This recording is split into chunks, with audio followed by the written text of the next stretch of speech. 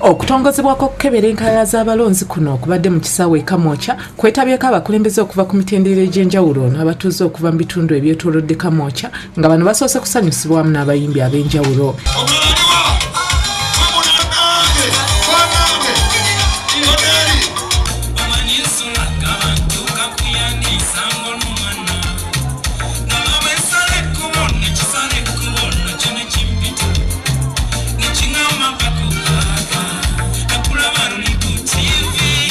Ibrahim Kakemba akulira ebyokulonda mu Buganda ngono yakiikiridde Haji Badru Kiggundu akulira akakiiko k'ebyokulonda mu ggwanga yatongozezza okukebera enkalala zino era n'akubiriza bannayuganda okugenda beekebere ku nkalala gye beewandiisiza basobole okwetaba mu kulonda kwa 2016.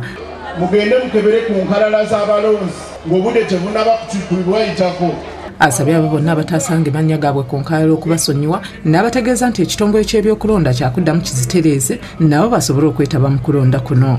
Ategeeza nga bwe bagenda okutalaaga eggwanga lyonna nga bamanyisa abantu akalungi akali mu kwekebereza mu nkalala zino nga bukyali era n'abasaba okukolera awamu ne gavumenti okusobola okwanguya omulimu guno. Damba Tadewo ne Najuma Josephine be bakusakidde eggulire lino okulwa Bukedde TV1.